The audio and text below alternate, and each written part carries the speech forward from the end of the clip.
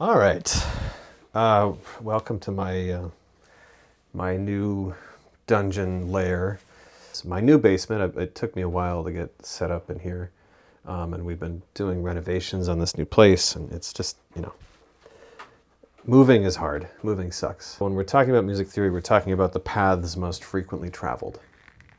And the reason that we study the paths most frequently traveled is because you're looking for those, I guess, contrasts in a piece of music that are interesting. So if a composer only ever does the things that are most expected in a piece, well, that's not a very interesting piece of music.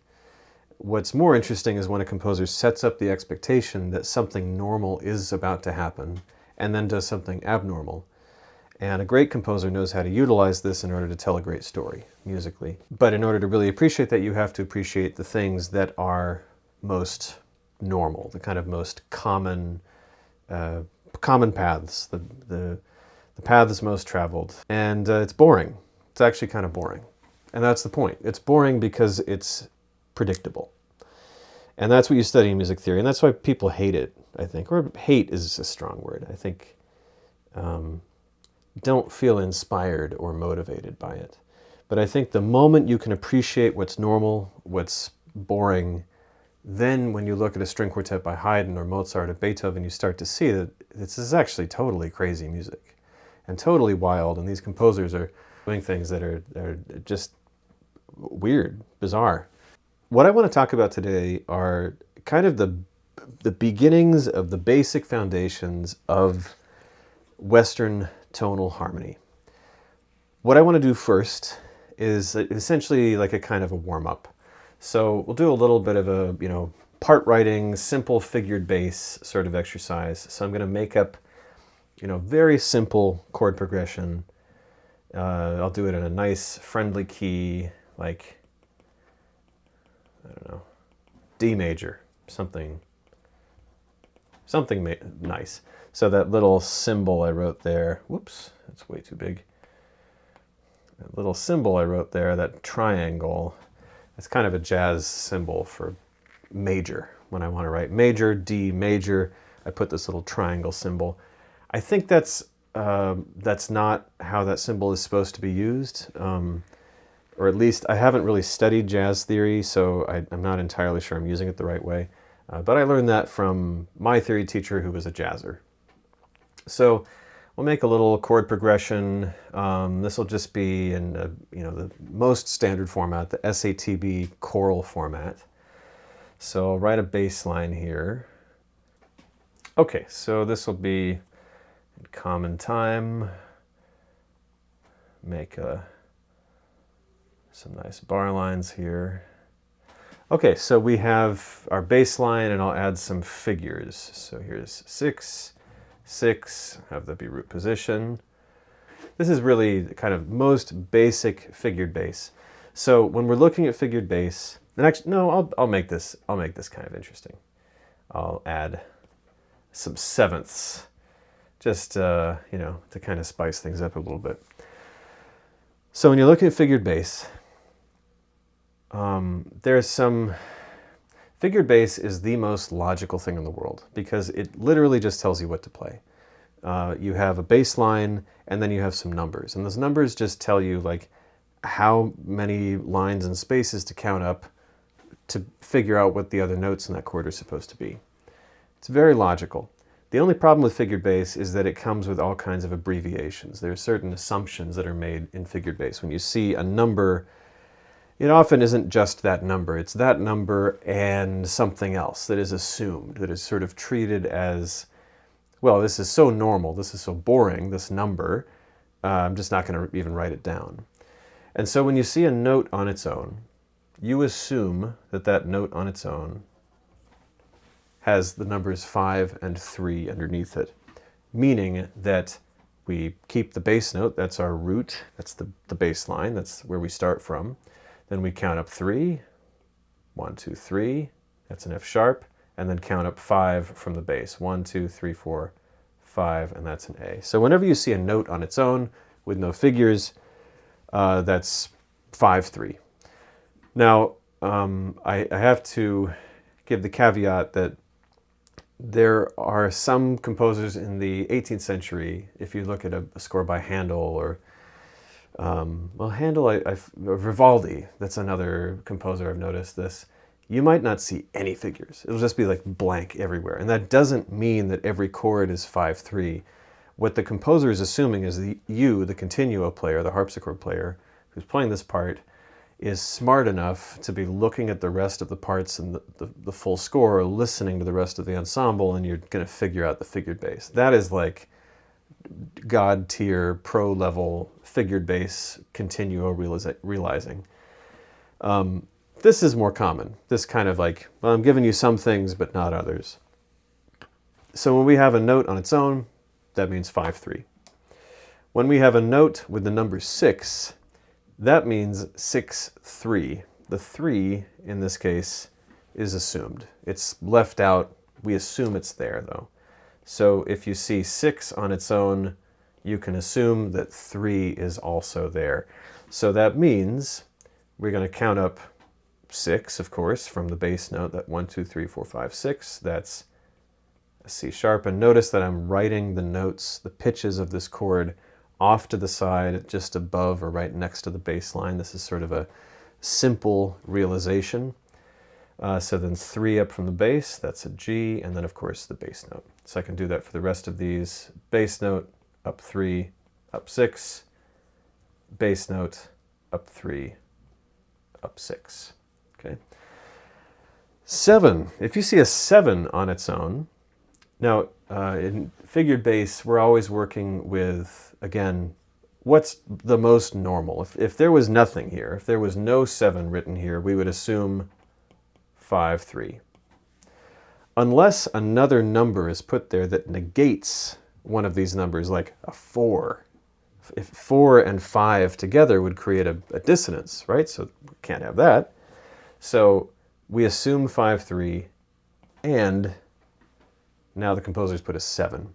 So this means that we have the bass note, up 3, up 5, and then up 7.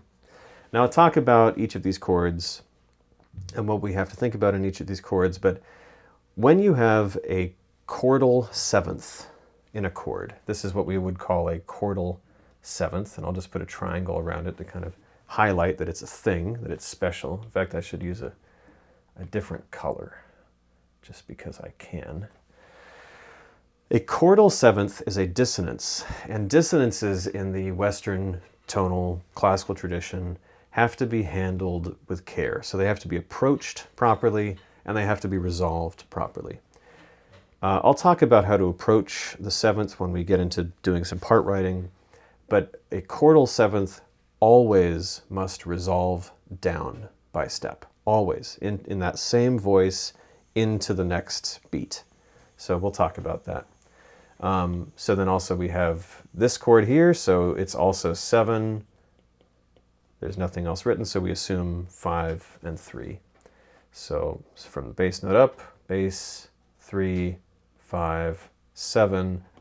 There's a chordal 7th, so we just need to remember that chordal 7th, that G, is going to have to resolve down by step to an F sharp. And then in this last chord, again, no figures, so we assume 5/3, bass note 3, 5. So we know that that G in the previous chord is going to have to resolve down by step in the same voice into an F sharp somewhere, wherever it is. Okay, so at this point, we can start doing our part writing. And so we have all the pitches that we're going to be working with.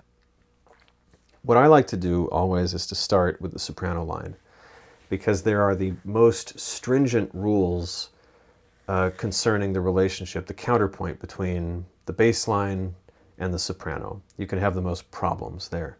So I always start with that, and then I fill out the inner voices later. So we'll essentially just write two-part counterpoint. So I have these 3 voices, these 3 notes, this D, F sharp, A, to work with. And I'm going to be working with 4 voices, soprano, alto, tenor, bass. So I'm going to have to double one of them.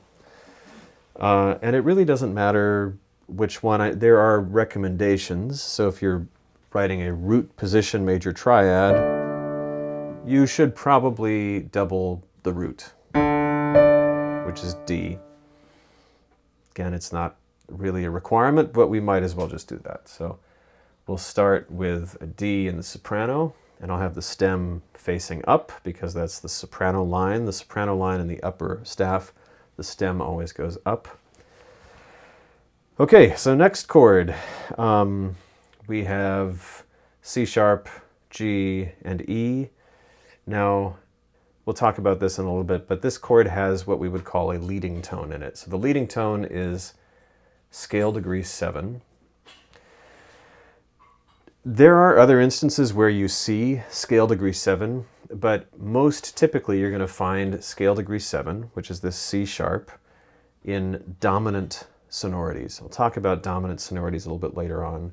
But when you have a dominant sonority, the note that makes that chord have tension, want to resolve the way it does, is the leading tone.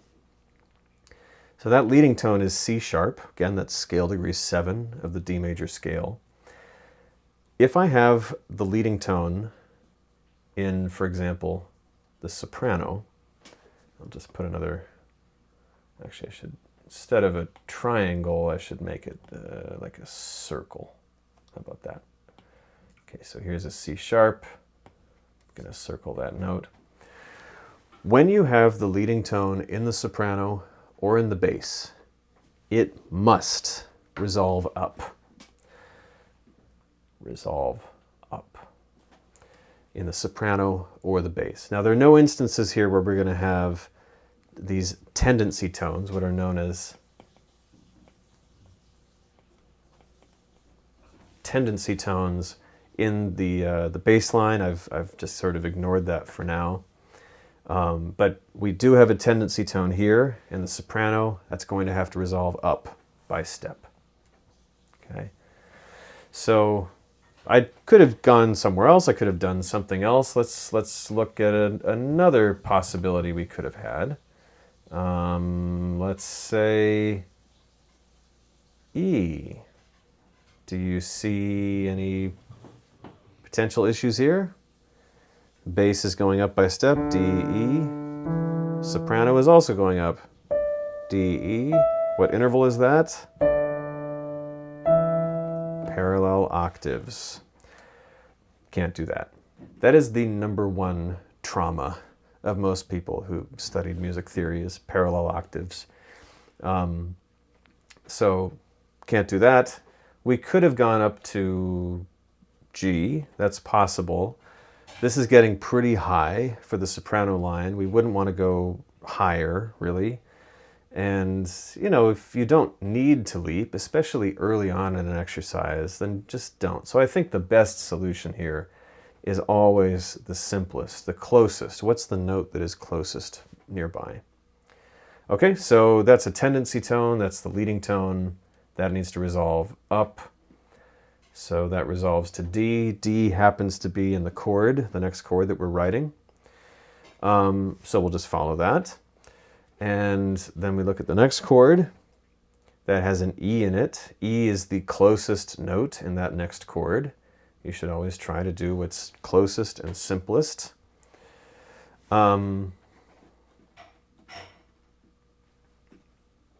Okay, so then this next chord, we have this chordal 7th chord. Again, looking for the note that is closest. Now, when we have a chordal 7th chord, and it has this root position triad at the bottom, any triad of any kind, if you have, I'm just going to write any old major triad. So we have this A major triad. Okay. The note that is most important in that triad is the root. The root basically, I mean, without the root, it's not A major. It's something else. It's C sharp or E or something. We don't know what chord it is. We need that root in the chord. Wherever it is, whatever inversion it's in, if it's in first inversion and the A is on top, we still need that A, because that A is what identifies the kind of the fundamental spectral character of that chord. Okay. We also need the third in that chord. If see, we have a major chord, it has a C sharp in it. This is A major. If I change that C sharp to C natural, it's now a minor chord. We need that third in there in order to determine whether the chord is major or minor. If we just have open fifths, we don't know what quality it is. Is it major? Is it minor? We don't know. And of course, this is used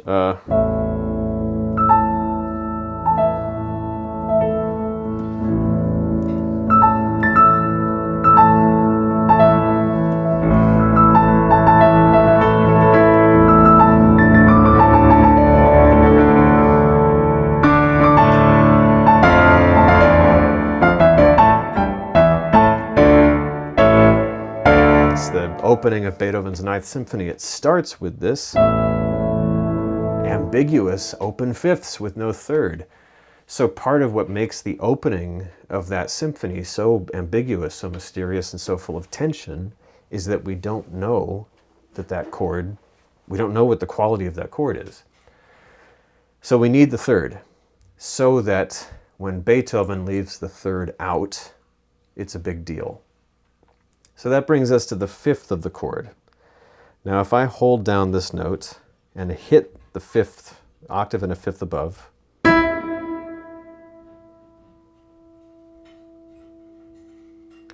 we can hear that it resonates in the A I'm holding below. I'll do it the other direction. This is the third partial of the overtone series. 1.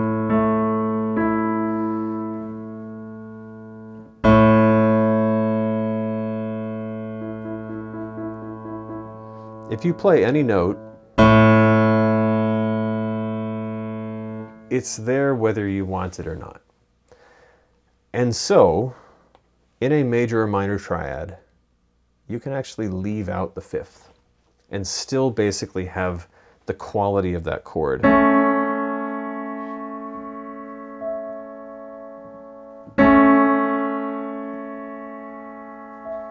Major or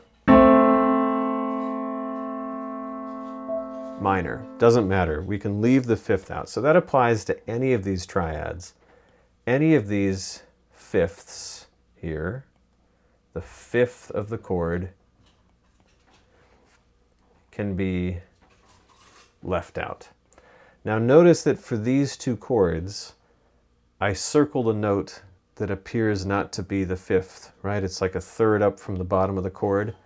That's because I'm talking about the chord when it's in root position. So for every single chord, whenever you have a chord in inversion, it's often useful to put that chord in its root position nearby, just so that you can see what the kind of fundamental structure of that chord is when it's in root position. So you can see in this chord, this D major chord, the fifth of the chord when in root position is A, and in this chord, this E minor chord, the root of the chord is E, the fifth of that chord is B. So that's why I put that A in the D major chord and the B in the E minor chord in parenthesis, because that is the fifth of the chord when the chord is in root position. This chord over here, this thing, is different. So this is what we would call a diminished triad. The reason that we need to, and the reason this is different is because we have to include every single note in this chord. And the reason for that is because of this diminished fifth at the outside of the harmony. That's different. That's unusual. That's not how the overtone series works. There's our fifth, right? That's a G sharp, but instead of that we have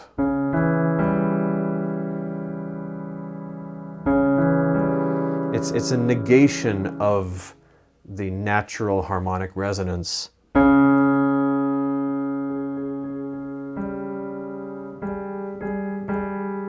So we have to have that diminished fifth in there in order to create that dissonance. We'll talk more about diminished seventh chords or diminished chords later on. They have kind of particular rules that surround them because they have this built-in dissonance. Okay, so for that we need all three notes. All right, so let's finish part writing here. So I could go to the seventh, that would be D, or I could stay on E. That would be fine. We could probably make that work. I kind of want to go into the seventh, though, just because I want to talk about how to do that. So when you approach a chordal seventh, which is what we're doing here, when you approach it from above, you can approach it by step, and only by step. You can't leap into it from above. The reason for this is because chordal sevenths are thought of as being very unstable.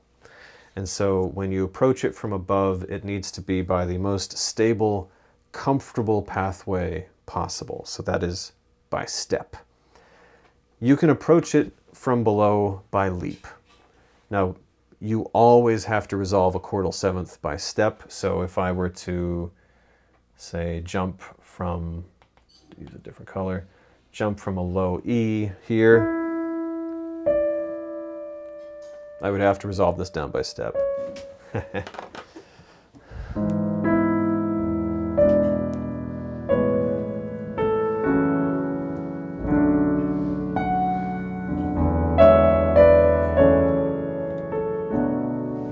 Right?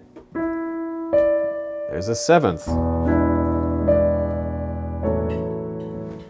Has to resolve by step. Okay, so resolve this down by step in the same voice. Okay, so now we have resolved this chord, this note, into the leading tone of the next chord. Remember, the leading tone is scale degree 7. For your purposes now, scale degree 7 is always going to be the leading tone. There will be some exceptions to that later. But leading tone in the soprano or the bass must resolve up by step. This resolves up by step. Okay, so this is our basic outer voices counterpoint. Let's hear this.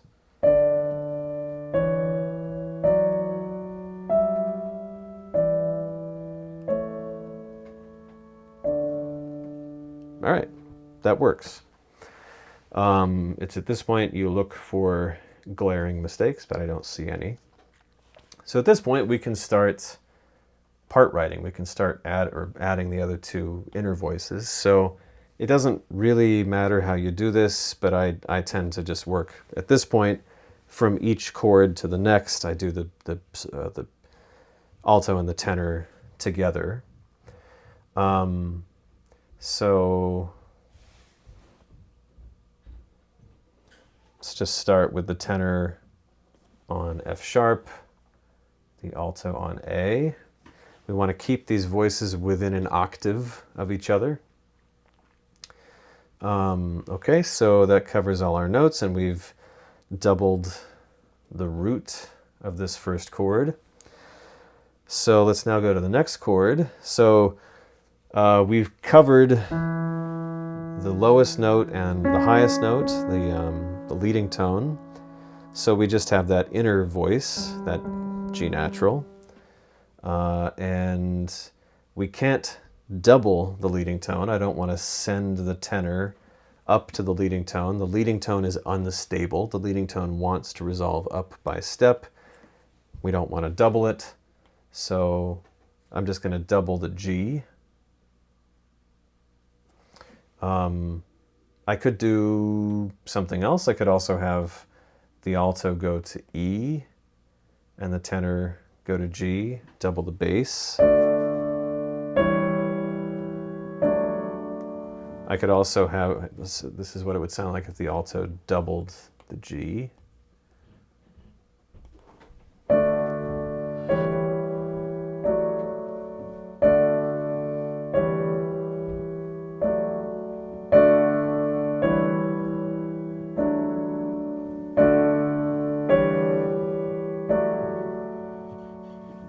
I think I liked it when the alto went down to an E. So I'll have it do that. Then, all right, so that covers that chord.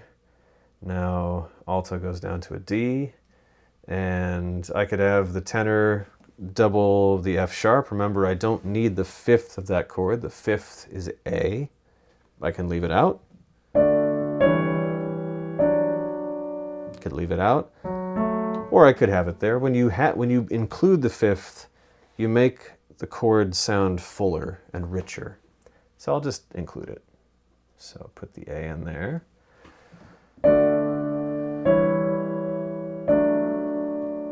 Okay. Now we're at a little bit of a junction, because there is the possibility, we can see that the alto and the soprano are an octave apart. They can't go any further apart. The soprano is still going up. So when we can see that the bass line is also going to move up, and the tenor line potentially might also move up. When you see that all of your voices are running the risk of all moving in the same direction, it's best to always have some contrary motion or oblique motion where a voice isn't moving at all.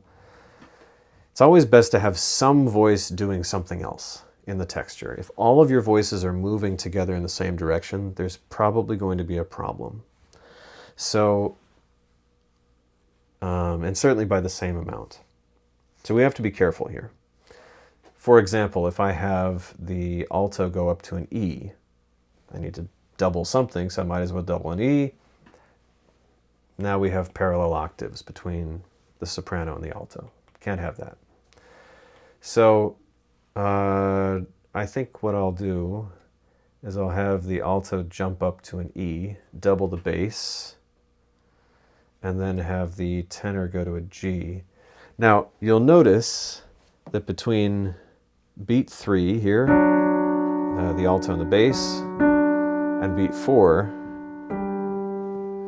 we have what I otherwise would have flagged as similar motion into a perfect octave. If this was 2-part species counterpoint, this would be flagged as a fault. In a rich 4-part texture like this is fine.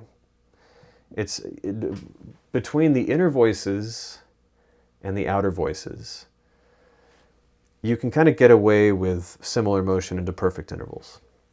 You can't have parallel motion, you can't have parallel fifths, parallel octaves, but similar motion between the inner voices and the outer voices, or between the inner voices together, so the alto and the tenor, you can have similar motion into a perfect interval. And the reason for this is because the density of the inside of the texture, of the 4-part texture, masks the accents that this sort of motion creates. The reason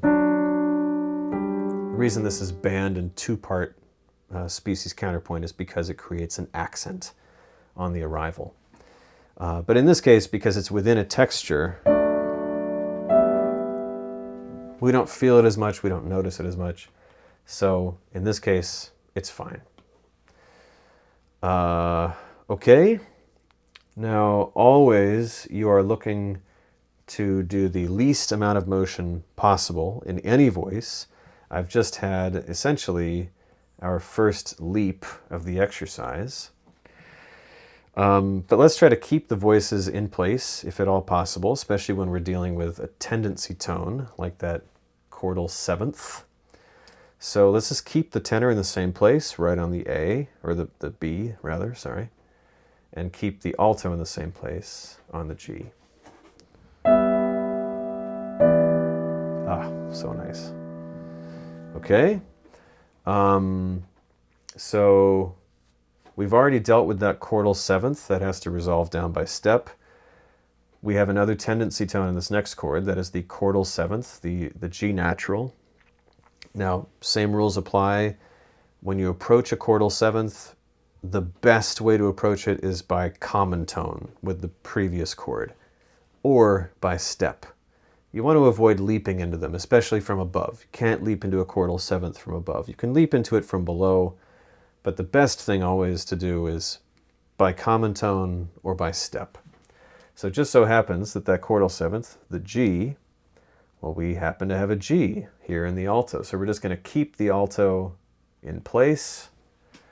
And now we have to figure out what to do with the tenor. So this chord, we've covered all the notes except for E. If I put an E in the tenor, I'll just do that for the fun of it. We have parallel fifths between the tenor and the bass. I said that similar motion into perfect intervals is fine between inner voices and outer voices, but you still cannot have perfect intervals, parallel motion with perfect intervals. Okay, so can we go to the C sharp? No, the C sharp is the leading tone. We cannot double the leading tone. The leading tone is unstable. The leading tone wants to resolve up by step. There's some exceptions to this in the inner voices, but for now, don't double the leading tone. Okay? So really the best place to go is down to the A, double the A with the bass. So we have this chordal seventh in the alto that must resolve down by step in the same voice. Chordal sevenths must always resolve down by step in the same voice. And let's keep the tenor in the same place. Okay, we could also have the tenor, nah, it's not worth it. I was going to say we could have the tenor go up to a D, but in fact, actually, this is a good thing to talk about. This is what we would call anti-parallel motion. So the bass is going from A to D, the tenor is going from A to D, unison to octave. Anti-parallel motion is when you go, it's essentially parallel motion, you know, both voices are on an A on beat 2, and then both notes are on a D on beat 3, so that looks like parallel octaves or parallel unisons, but they're going in contrary motion. So if I wrote that, or if I saw that, I would say, you know, anti-parallel octave, or anti-parallel octave in this case. So always, the best thing to do, if you can manage it, is to just keep your voices in exactly the same place. Don't move them. All right, so I think this is our exercise. Let's hear it.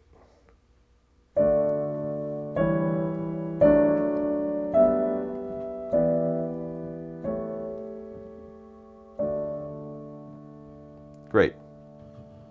That works. Okay, so, you know, as you're doing these exercises, you always want to be looking the relationship of every voice to every other voice as you move from beat to beat. You want to be looking for parallel octaves, similar motion. Remember that similar motion into perfect intervals is forbidden between the outer voices. It's totally fine in the inner voices, and it's fine between an inner voice and an outer voice. Parallel perfect intervals, parallel fifths, parallel octaves are not allowed anywhere. You can't double leading tones. You can't double chordal sevenths. You can't double any tendency tones that must resolve in a certain way, because that will, by default, create parallel motion of perfect intervals. Okay, let's just hear that one more time.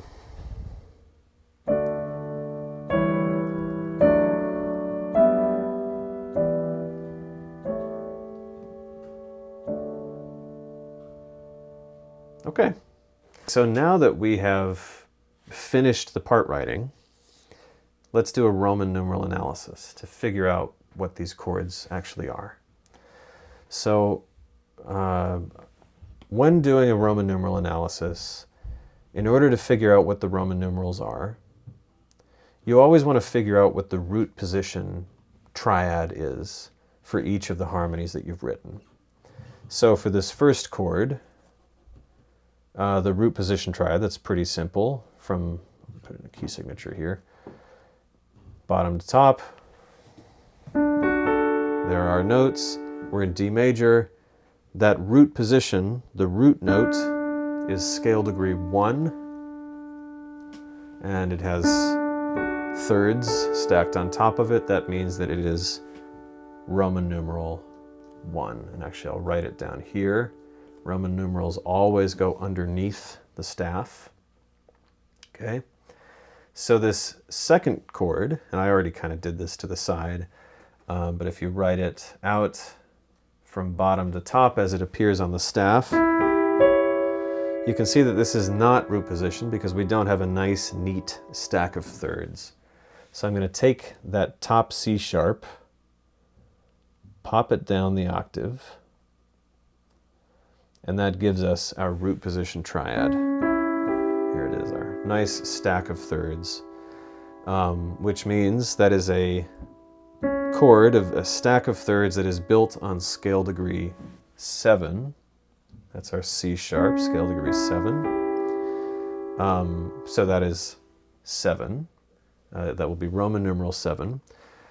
Now, the other thing you have to keep in mind when you're doing Roman numerals is that the lowest interval, the bottommost interval in that Roman numeral, or in that root position triad, if it's a major third, then you write the Roman numeral in uppercase. So notice in the first chord, we had a major third here, so we're going to write that as an uppercase 1. This second chord, which is going to be a Roman numeral 7, we can see that the bottommost interval is a minor third. So that means that we'll write a lowercase Roman numeral 7. And we're also going to steal the figures from the figured bass, so that's going to be a 6 over here. There's one other thing we have to include, though, and that is the fact that this triad has a unique property, and that's the fact that it has this diminished fifth at its boundary, outermost boundary. So we have to acknowledge that diminished quality by putting this little symbol here, this little circle that tells us 7 diminished. It's a diminished chord in first inversion, 6. And you could write in 3 if you want, but you don't have to. Okay, so that would be 7 diminished 6. Okay? So this next chord, write it out. You can see that it is not in root position. It's not a nice, neat stack of thirds. We have a third and then a fourth, so we want to get this in root position. Bring this down the octave. Now we have that nice, neat stack of thirds. That's again a 1 chord. Uppercase 1 because we have this major third at the bottom, but it's in first inversion, so that'll be 1, 6. Same thing for this next chord. We have this. Okay, again, not a nice, neat stack of thirds. Bring that top voice down the octave. Now we have our nice stack of thirds. That is a triad built on scale degree 2. Should be writing in these scale degrees. Again, this is in reference to the root position, the bottommost note in root position. So that's 2. Now notice that it is a minor third at the bottom of the chord. So that's going to be lowercase 2 and then 6 from the figures. Okay, then we have this chord with the chordal 7th, Chordal sevenths are exciting. So you can see here, we have a nice, neat stack of thirds. It just so happens that that stack of thirds creates a seventh, but it's in root position, third, third, third. And we have a minor third on the bottom, so this is going to be, again, a root position triad on scale degree 2, which means it is a 2 chord. And we could just leave it that way if it wasn't for the seventh. The seventh is the unusual feature here. Here's that seventh, so we'll write 2, 7. Okay? Same with this next chord. So here's where it'll get a little tricky. So we write out the notes as they appear. And you're sort of trying to write the notes in as compressed a format as possible. Now notice, we don't have a nice, neat stack of thirds. But that's because we left out the fifth. Fifth was supposed to be here. So that means that now, when we put that fifth back in, we now have our nice, neat stack of thirds. That's a chord, a root position chord built on scale degree 5, which means it is a Roman numeral 5. We can see this is a major third on the bottom, so it is an uppercase 5. And it has this unusual property, which is the seventh, the chordal seventh, so we'll write a 7 next to it. And then this last chord, again from bottom to top, we have our nice, neat root position triad. Again, we've doubled the root. You don't have to write the doubled notes. You don't have to write those in. It's not essential. They're redundant. You know, we doubled it, so we don't have to account for it here. So we have our nice, neat stack of thirds. This bottom interval is a major third. That means it is an uppercase 1. It is the chord built on scale degree 1, root position 1. Okay, let's just hear this again.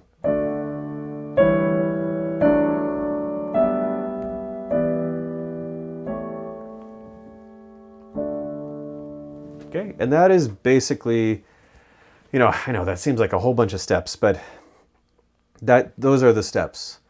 You practice this enough and it starts to become a bit more routine.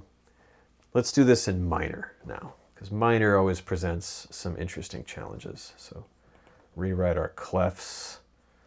So let's do this in F minor. Okay, I'll do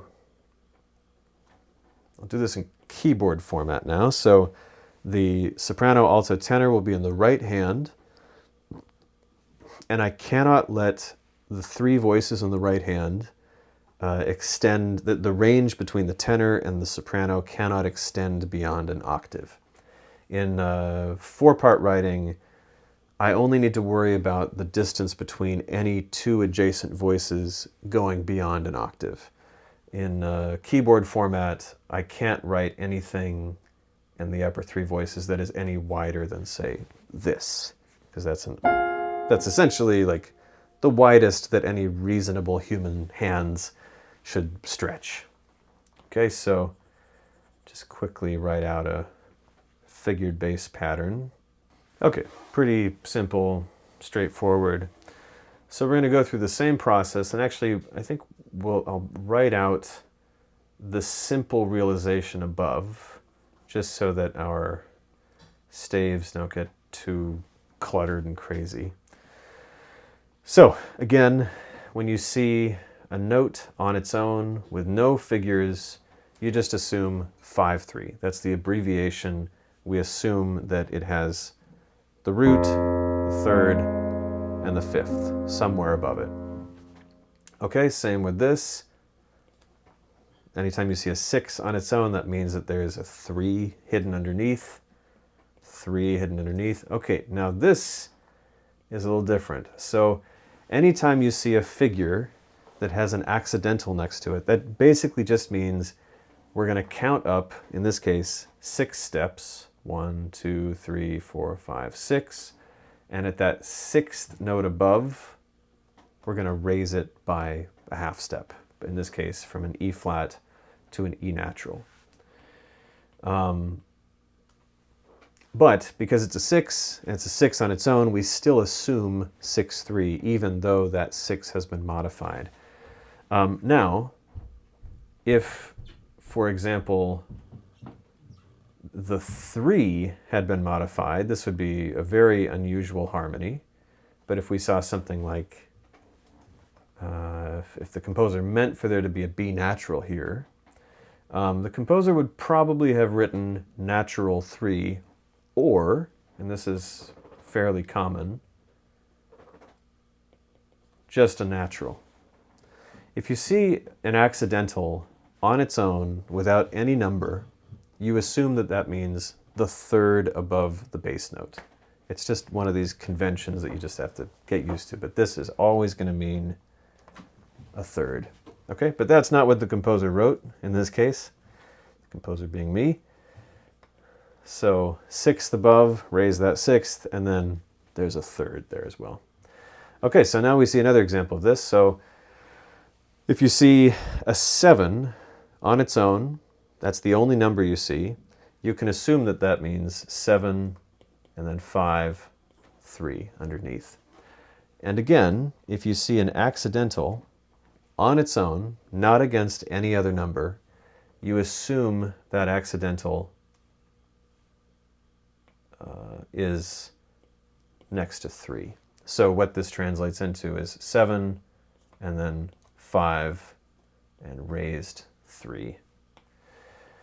One quick way that you can identify whether a figured bass progression is in major or minor, generally in a major key, you're not going to see any accidentals. Obviously, this is not true in all of music. Like that is definitely like a music theory statement that I just made. In this case, if you see accidentals, generally it's going to mean we're in a minor key. Okay.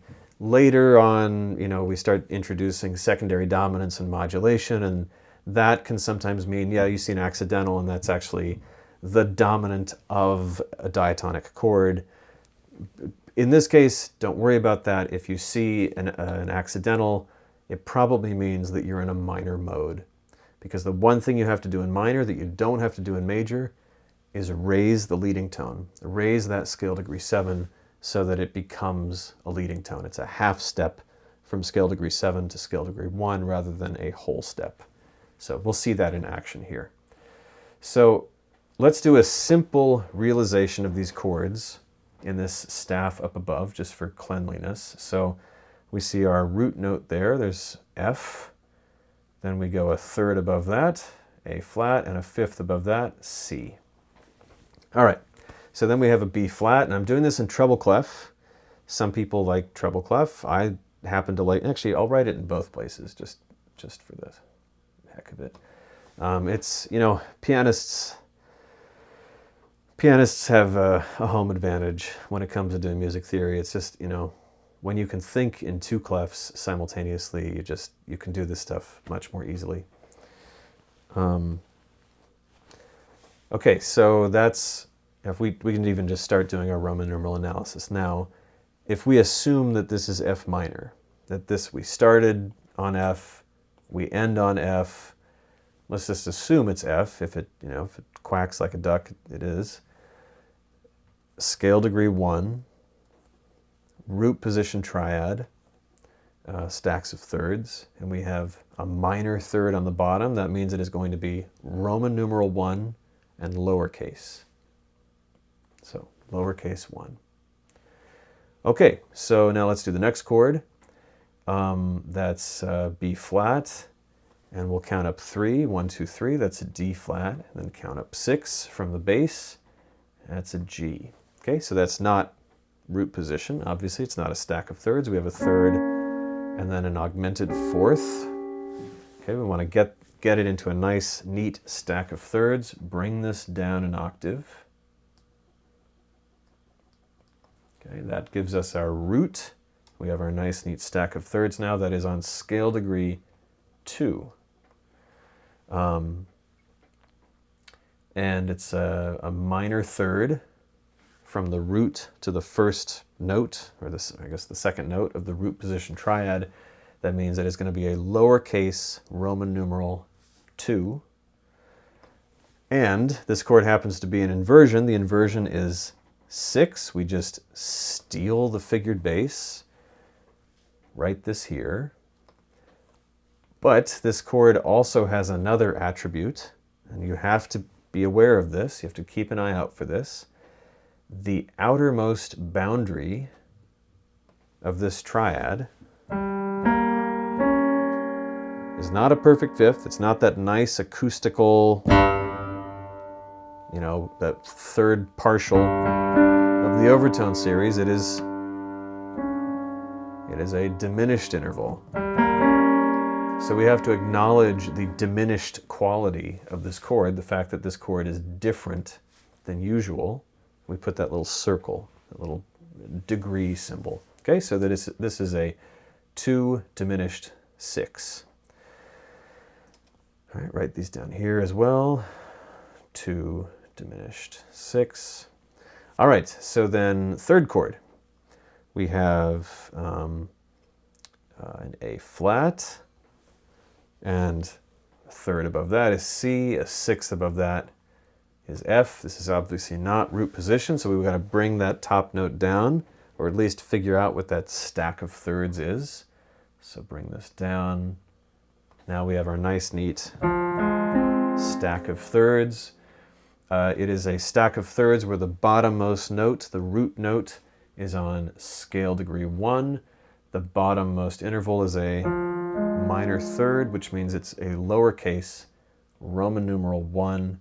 And also, we're going to steal the figure from the figured bass. This is a 1-6. Okay. Next chord.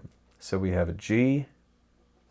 And I should write these down here as well. That was kind of my deal. I like writing the simple realization in the bass. That works for my brain for whatever reason, but okay, so third above G is B flat, a sixth above G is E flat, and then we have that natural sign, which means we raise that natural sign. That is now our leading tone, scale degree 7 raised. In minor, we have this interesting situation where you can have scale degree 7 not raised, and that's a whole thing. That is not a leading tone. A scale degree 7 in minor that is not raised is not a leading tone, and therefore is not required to resolve up by step. It does other things. But this is a leading tone. So this will have to resolve up by step. Now again, there's an exception to this, and maybe actually this will be a good place to introduce what that is. Okay, so going through our whole process again, this is not root position. This is not a nice, neat stack of thirds. We have an augmented fourth in there. So we want to just keep rotating notes around until you get that nice, neat stack of thirds. So there's our E natural in the bottom. Nice, neat stack of thirds. It is a scale degree 7 that we have landed on. It is also a minor third from the root note to the first note above that, so it's going to be a lowercase scale, or lowercase Roman numeral 7. Also, this chord, it doesn't have a fifth in it. It has a diminished fifth at its boundary, the highest note and the lowest note. Again, not counting the doubled note. So we need to acknowledge that it is diminished. And then we also have to acknowledge the figures, which is that its first inversion, it is 6. Okay, so that's it. That's our 7 diminished 6. I'll write these in. All right, so now this brings us to our 7 chord, our chordal 7th. So we have a C on the bottom. And remember, there's all these abbreviations that were left out. So we have to look over here. So a third above C is E flat, and notice that there's a natural there. The natural on its own refers to the third of the chord. Okay, so there's our natural, then there's the fifth of the chord, and then there's the seventh of the chord. So seventh above the bass note. And there we have our chordal seventh chord. It is in root position because we have a nice neat stack of thirds. The root note is scale degree 5, which means it will be Roman numeral 5. The lowest interval in this chord, this root position chord, remember, you're always looking for that interval in the root position version of the chord, not the inversion, because notice this is a minor third, right? This is a major third. So you might see this and think, oh, this must be, uppercase 1. No. You have to look at the chord in root position to figure out whether it's, the Roman numeral is written in uppercase or lowercase. The reason for this is essentially that major triads, when thought about spectrally and thought about in terms of the overtone series, a major triad is a more stable representation of the overtone series. It's lower in the overtone series.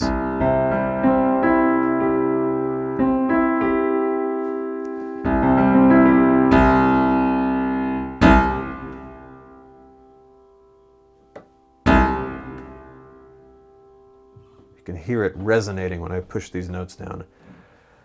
What you don't find low down in the overtone series is a minor triad. Minor triad is further up the overtone series. It's not as stable. You can kind of barely hear it. It's just like not there. So when we write a lowercase Roman numeral, we are essentially acknowledging the fact that that sonority is less stable than an uppercase Roman numeral. An uppercase Roman numeral 1 is like rock solid foundation. You're totally grounded. A lowercase Roman numeral means that sonority is more fragile. That sonority is more prone to fluctuations, let's say. That's kind of the general idea. I think it's the reason I teach this way, and there are many schools of thought which basically just say, like, just write the Roman numeral, right? Like, just write the Roman numeral. Don't bother with uppercase and lowercase. I find this to be more musical. I find that when I look at the lowercase and uppercase Roman numerals, it tells me more about how the music actually feels and behaves musically, how the sonorities feel. As a performer, I think that's important because we want this information to be useful musically. We don't want it to just be abstract. We want it to tell us something about what the music is actually doing. So when you see an uppercase Roman numeral, that means solid, rich, grounded. When you see a lowercase Roman numeral, just think fragile, slippery, uncertain, not quite solid. I think it's an important distinction. And I know that there are people who learn theory where they learn only uppercase, and when I teach them uppercase, lowercase, they get kind of annoyed. They're like, oh, why do I have to do this? It's musical. It's fundamentally musical. It is a description, a visual descriptor of how the music feels, essentially. Okay, so where was I? Scale degree 5, root position, that's an uppercase Roman numeral 5. And we have that chordal 7th in the chord. We write that in 5, 7. And of course, the 5 and the 3, just as with the figured bass, is assumed. You can see the connection between the figured bass and the Roman numeral, right? The figured bass is basically a part of the Roman numeral. Okay, last chord. This is simple. There's nothing written here. 5, 3, so we just assume root position, F, A flat, C. It's in root position, so the lowest note, scale degree 1, We know this is Roman numeral 1. The lowest interval is a minor third. So this is little Roman numeral 1. Okay, so we've actually done all the analysis first, so now let's do the part writing. So I'll write all of this out. So I am being consistent, so I have it here to see. So let's start with the soprano again. Now last time I started with the soprano on the tonic on scale degree 1. I'm going to start the soprano on something else. So how about we start it on the third of the chord? And this is keyboard format, but I'm still going to start by writing the soprano line because that's the most likely to cause problems. Most likely place that will get problems. Okay, so again, going to try to move as much as simply as possible by step, if at all possible. So I could go to a G, that would be fine. I could also go to a B flat. Again, just looking at the notes I have written here, it's like crib notes. Now if I go to a B flat, you can see that this is creating similar motion into a perfect octave. That's fine between the outer voices if the soprano is moving by step. Soprano here is moving by step, so no problem. If, for example, I'm trying to think of a good example here. I don't know. This would be a little bit ridiculous, but if I had the soprano leaping, you know, from a C up to a B flat, for example. This is a bit of a crazy interval. That would be unacceptable. That is similar motion into a perfect interval. That is the soprano moving by leap. Can't have that. So if the soprano moves by step into a perfect interval, that's no problem. So let's just do that.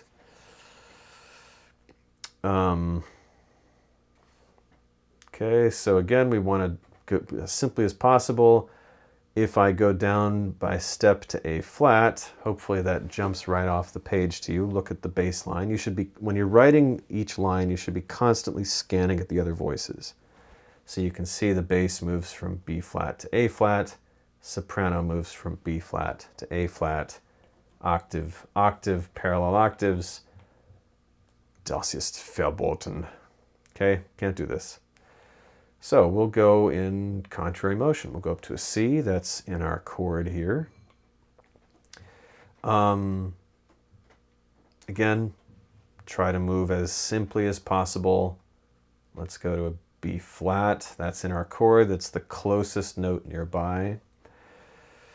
All right, so this next chord, remember we have a chordal seventh here and a leading tone, and I should circle the leading tone over here as well. We're going to have to deal with that, or at least talk about it. The best way to approach a chordal seventh is by common tone or by step. It just so happens that chordal seventh is a B flat.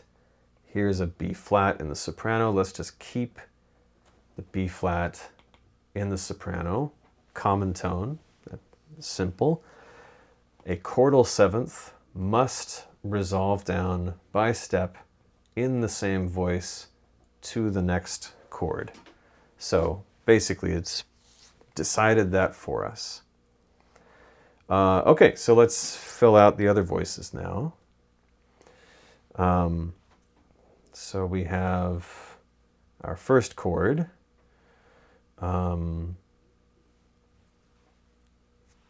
We've basically covered everything we need in this chord. Remember, for any triad, any major or minor triad, you need the root and you need the third. You need these two notes. The fifth you can do without. Okay, so we could do that, but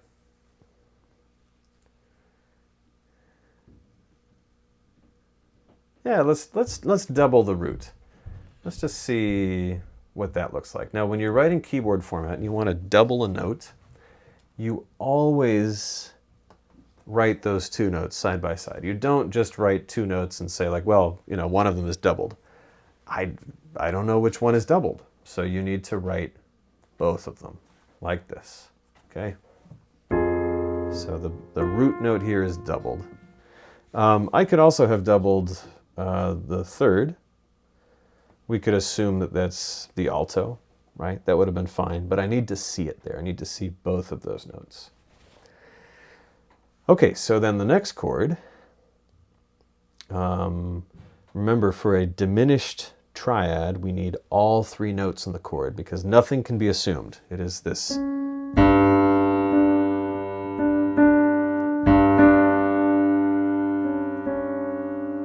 It's a diminished interval that sort of fights against the acoustic properties of the overtone series. So we need all three notes. I've already doubled one of them, doubled the bass note. So I just need the root of the chord, which is G, and then I need the D flat. I can have the tenor jump into the D flat. So I'm constantly scanning for any parallel motion, parallel perfect intervals. I don't see anything. Okay, we can go on. Make that go down to the bottom. Okay, so now in this chord, you'll see that I have the fifth of the chord covered and I have the third of the chord covered, but I haven't covered the root. So I definitely need that root. That root is F. So I'll have the F go here in the alto, and I'll just send the tenor down to a C. Okay. There's our F minor chord in first inversion. All right. So now we have a leading tone. Someone's going to have that leading tone.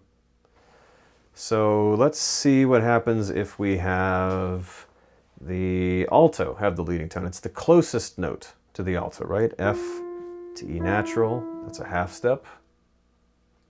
Easy enough, right? Okay. All right, so what's the tenor going to do?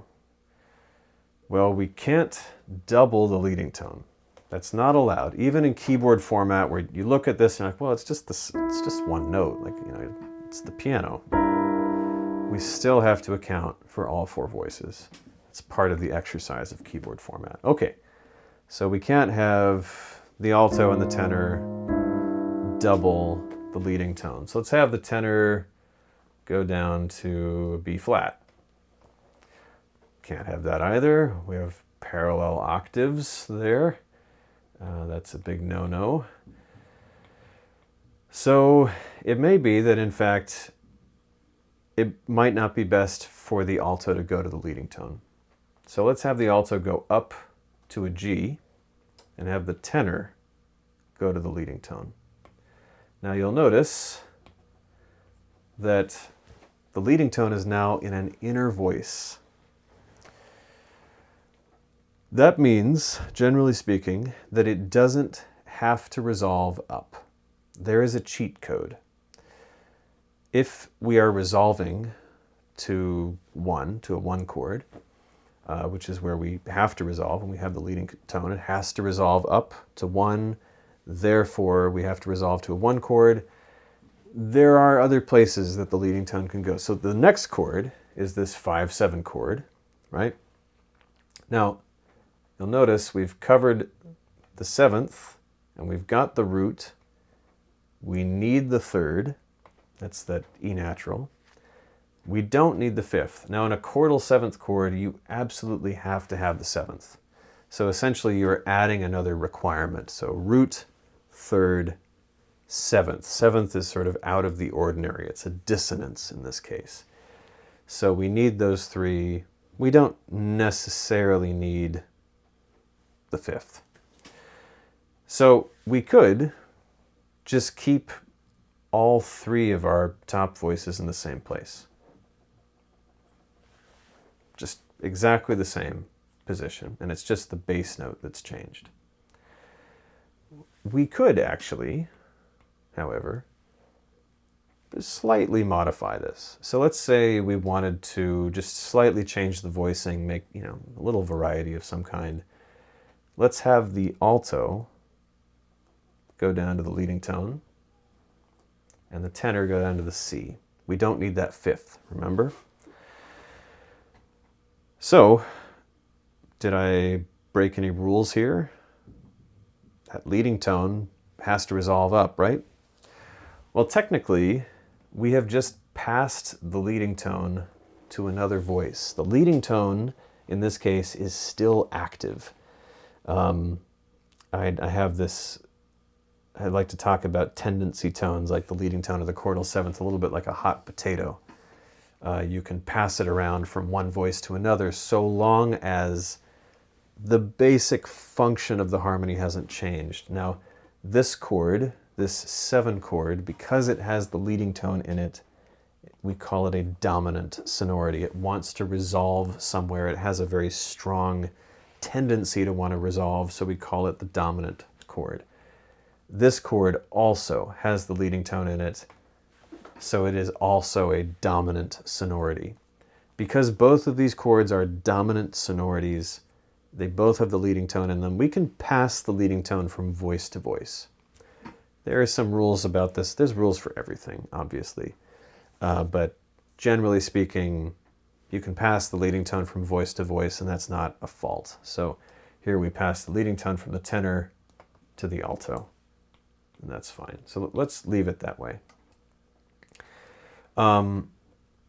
Okay, so if we follow this through as written, leading tone is here.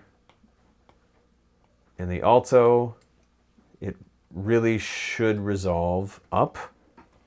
We can keep the tenor in the same place on C, and we have our chord progression. So let's actually hear this.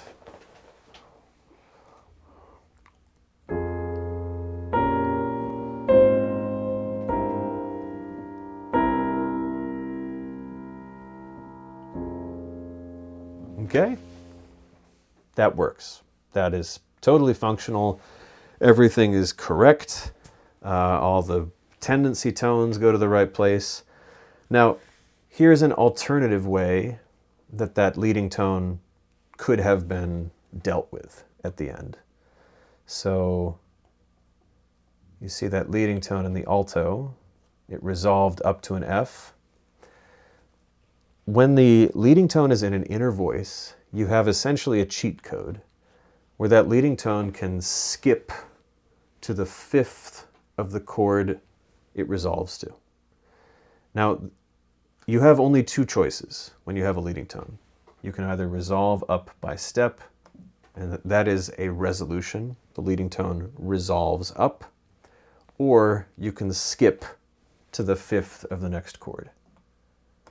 So that would be like this, okay? Both are doable. That leading tone cannot go anywhere else. It can either go up, resolve, or skip down. But that's it, nothing else. Not allowed to do anything else. So let me play this version. You'll notice that they don't sound all that different from each other, but that is the rule. So let's hear this.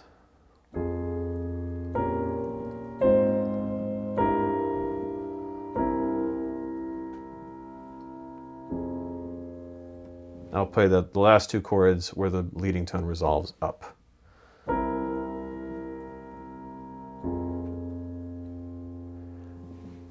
They sound very similar. I would say that because the second one, the leading tone resolved up to the tonic, the last chord sounded more like a resolution. It sounded more like more settled, more stable. We're doubling the tonic. When we skip the leading tone down to the 5th of the next chord, it makes we have more of a hole in here, right? There's more of a gap. It feels a little bit more open, empty, like a question mark.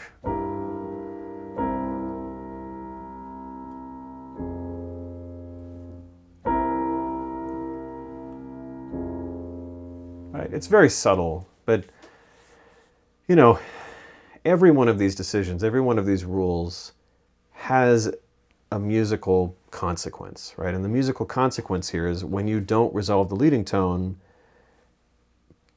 you leave something a little bit unresolved, right? You leave a little bit more of a question mark. When you kind of skip away. And remember, this is the inner voices. The outer voices, if you have the leading tone in the outer voices, they must resolve. You don't have a choice. But in the inner voices, we have a little bit of play, a little bit of flexibility. Okay, so I mean, this is basically how you do figured bass, how you realize figured bass progression. You know, one of the nice things about figured bass is it literally just tells you what to do. It tells you exactly what notes to write. It doesn't beat around the bush. It's quite literal, so don't overthink it. It's always best to I'd always just say, like, do what the numbers tell you. Just do what they tell you. Don't mess around. And always try to keep your voice leading as simple as possible. So stepwise motion. When you leap, only do it because you have to. You don't have another option.